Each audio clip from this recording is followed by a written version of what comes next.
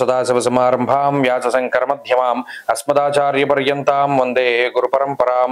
జ్యోతిష్ శాస్త్రాన్ని భావతరాల వారికి ప్రసాదించిన ఋషుల యొక్క పాదపద్మాలకి నమస్కారం చేసుకుంటూ, అలాగే నాకు ఈ జ్యోతిష విద్యను నేర్పిన గురువర్యులు జ్యోతిష బ్రహ్మ కీర్తిశేషులు శ్రీ ఏరంకి సూర్యనారాయణ మూర్తి గారు, సూర్యశ్రీ దైవజ్ఞ గారి యొక్క పాదపద్మాలకి నమస్కారం చేసుకుంటూ, ఓం శ్రీ మహాగణాధిపతి నమః, శ్రీ గురుభ్యో నమః, హరి ఓం. వీక్షకులందరికీ నమస్కారం. వృషభ రాశి వారికి ఈ వారం సానుకూలమైనటువంటి గ్రహస్థితి గోచరిస్తూ ఉన్నది. ఎక్కువ సంఖ్యలో గ్రహాలు అనుకూలించడం అనేటువంటిది ఒక మంచి విషయము. ఎందుకంటే లాభస్థానమందు బుధుడు గాని, శుక్రుడు గాని, శనేశ్వరుడు గాని, రాహువు గాని, అలాగే ఈ వారంలో ఉండేటువంటి చంద్రుడు గాని అనుకూలించేటువంటి గ్రహాలు. వీటితో పాటు తృతీయంలో ఉండేటువంటి కుజుడు కూడా యోగిస్తూ ఉన్నారు. కొంతలో కొంత ఇబ్బంది పెట్టేటువంటి గ్రహాలు ఏమైనా ఉన్నాయి అంటే గురుడు జన్మరాశి యందు, అలాగే వ్యయస్థానమందు రవి.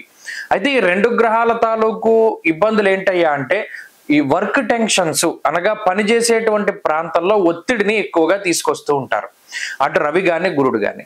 అలాగే ఏదైనా ఒక సంక్లిష్టమైనటువంటి పరిస్థితిని సృష్టిస్తారు. అబ్బో ఈ పరిస్థితి ఎలా ఉంది, మనం దాటగలమో లేదో, దీన్ని దాటి మన ఉద్యోగం నిలబడుతుందో లేదో, పై అధికారులతోటి మనకి ఇలా ఉంది కాబట్టి ఖచ్చితంగా వాళ్ళు మనం తీసేస్తారేమో అనేటువంటి భయంలోకి తీసుకెళ్ళి దాని నుండి బయటికి తీసుకొస్తారు. అంటే చాలా ఇబ్బందికరమైనటువంటి పరిస్థితుల్ని ఈ గ్రహస్థితి సృష్టించి సునాయాసంగా వాటి నుండి బయటపడుతూ ఉండడం. అంటే ఇదేదో సామెత ఉంటుంది, మొసల నోట్లో చేయి పెట్టి వెనక్కి లాగేసుకున్నట్టు చాలా చివరి వరకు వస్తుంది ఇబ్బంది, సడన్ గా చివరికి వెళ్ళాక దాని నుండి బయటపడిపోతూ ఉంటారు. ఇలా వృషభ రాశి వారికి ఏంటి అంటే ప్రతిదీ పీకల మీదకి రావడం. ఆఖరికి ఎలా ఉంటుంది, ట్రైన్ టైం అయిపోయి వెళ్ళిపోతూ ఉండగా దాన్ని క్యాచ్ చేస్తారు. అసలు ఇది ట్రైన్ దొరకదేమో, ఈ బస్సు దొరకదేమో అనేటువంటి సందర్భాల్లో వాళ్ళకి చివరిలో బస్సు దొరికి ట్రైన్ దొరికేటువంటి పరిస్థితులు. అంటే అంత పీకల మీదకి వస్తుంది గ్రహస్థితి వల్ల.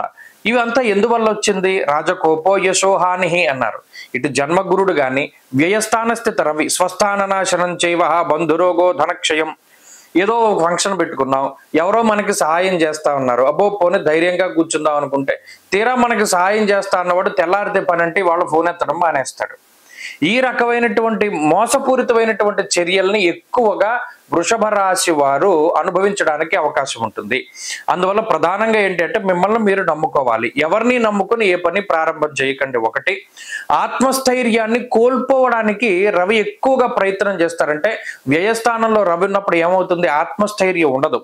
ఆత్మశత్రోత్సాహ వన ప్రవదాది పితృకారకో సూర్య అన్నారు. కాబట్టి ఆ రవి ఇచ్చేటువంటి ఫలితాలను మనం ఓవర్కమ్ చేయడానికి ఏం చేయాలి? ఎంతసేపు వృషభ రాశి వారు వారి మీద వారు మాత్రమే ఆధారపడాలి.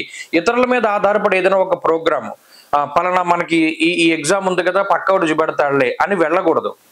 మనకు వచ్చింది రాయాలి లేకపోతే మానేయాలి అనేటువంటి కాన్సెప్ట్ మీద ముందుకెళ్తే వృషభ రాశి వారు బాగుపడతారు. ప్రత్యేకించి ఈ వారంలో ఉండేటువంటి పరిస్థితుల్లో కూడా స్వశక్తిని నమ్ముకుని ముందుకెళ్లేటువంటి పరిస్థితులే చాలా ఎక్కువగా కనబడుతున్నాయి.